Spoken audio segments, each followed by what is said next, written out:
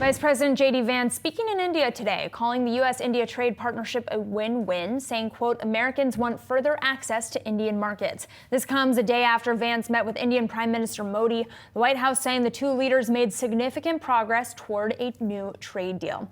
As the U.S. reshapes global trade partnerships, I'm going to bring in Brad Setzer. He is the Council on Foreign Relations Whitney Shepardson Senior Fellow and former U.S. Trade Representative Senior Advisor. Brad, great to have you on here. We were just talking about how investors seem optimistic today about these negotiations with India. In your view, how optimistic can investors afford to be with these conversations and potential negotiations with India while the record-breaking tariffs with China still remain intact? Look, I think we still need to see progress on some of the bilateral deals, see what the contours of a deal that is acceptable to this administration, what those contours are. India is important. It's not an enormous trading partner. It's a modest trading partner.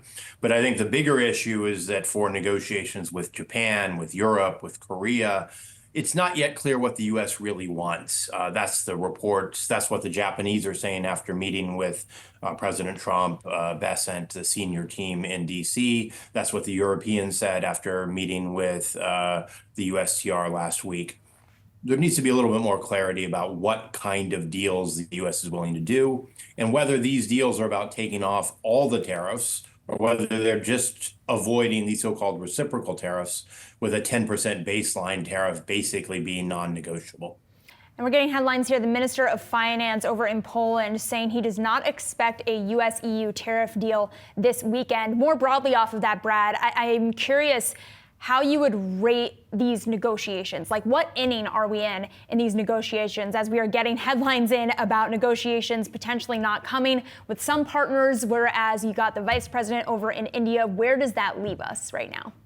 My view is we're in the first inning of these negotiations. Maybe we haven't even started the game, because what the U.S. has consistently failed to do is articulate exactly what it wants from our key trading partners.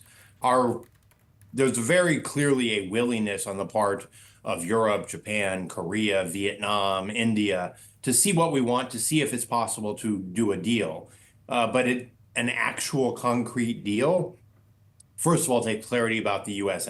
ask. Then it takes a decision on the part of the trading partners about whether they can meet those asks. We already know some U.S. demands, say changing European food safety regulations, are just not going to fly in Europe.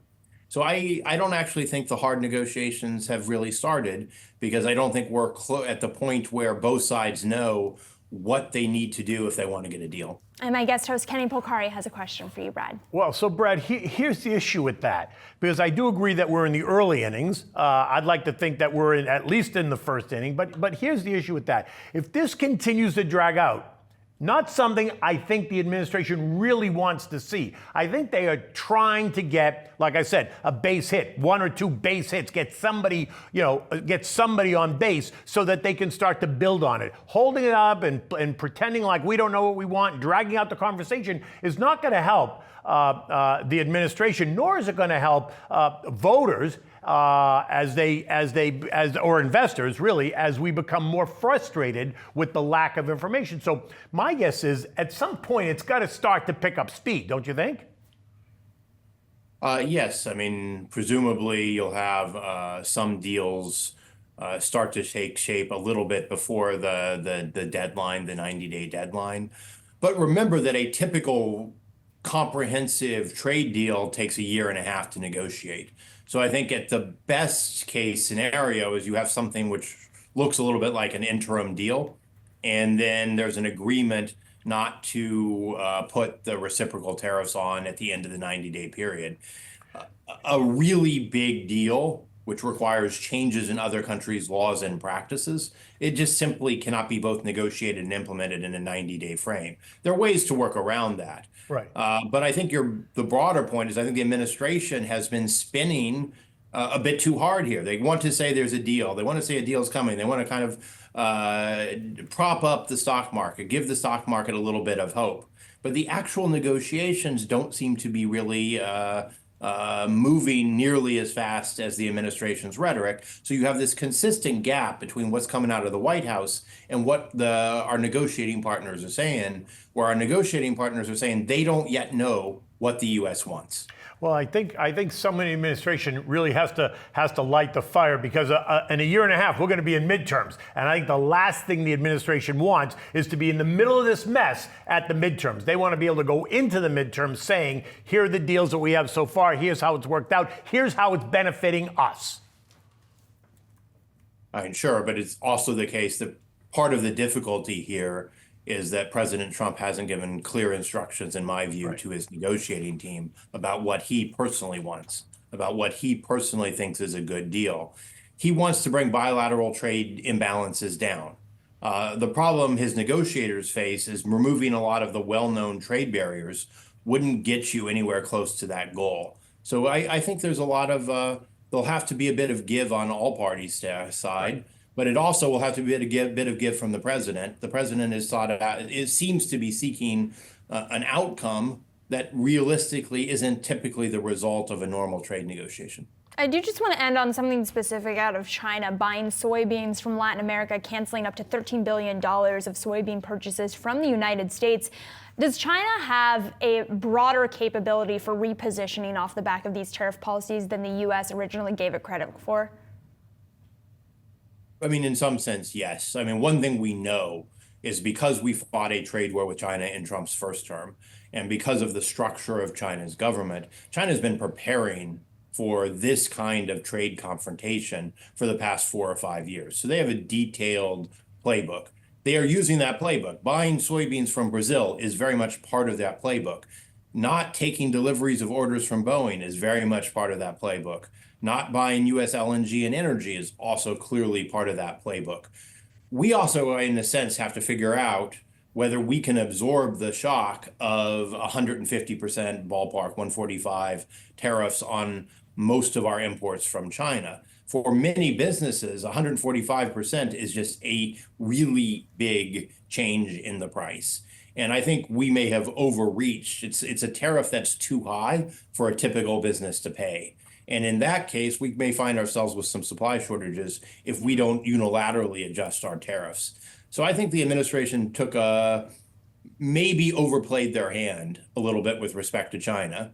But the reality is also China's a state-directed economy and has big state importing companies that buy oil, that buy oil seeds, that buy aircraft, and they can be directed to stop purchases at any time. We knew these kinds of retaliatory steps would be coming. So Brad, put a bow on this for me. If our investor audience is listening and they're saying, okay, we just heard this guy tell us the game hasn't even started, where does the game end over the next couple of months when it comes to tariff negotiations? Well, I think the Trump administration needs to make a couple of very big decisions. One, are they negotiating just to take away the reciprocal tariffs, the ones that were announced on Liberation Day? Or are they also willing to do deals that will get rid of the 10% baseline tariff, the tariff that was applied to countries, even which we have balanced trade? We don't know the answer to that question. The Japanese have said, in order to get a really big deal, we want all the tariffs to roll off, the bilateral tariffs, the reciprocal tariffs, the 10% tariff, the auto tariffs, which we haven't discussed. So first of all, how big a deal can the administration do? Second, are they willing to accept some interim deals, steps in the right direction to avoid an increase in tariffs on 90 days, or not quite 90 days, 80 days from now? A full, comprehensive, standard trade agreement just can't be reached in that time. But you can always string out the process. And I kind of expect the most likely outcome is we end up stringing out the process. And then I think the third big issue, because the biggest component of the tariff hike right now is the tariff on China. Do they find ways to either get some kind of modest de-escalation with China, or do they unilaterally just have to pull back some of the tariffs, as they did on the tariffs on iPhones and certain other electronics, because the impact on the U.S. was judged to be too harsh? I think the China position, there's a realistic risk that emotion and the desire to retaliate and the fact that the president was frustrated, that President Xi wasn't giving him a call, all that led the U.S. to kind of take the tariffs a couple of steps too far. And the administration may need to find a way to elegantly walk those back because it doesn't seem like we're starting negotiations with China anytime soon. Brad, thank you so much. Appreciate it. Sure.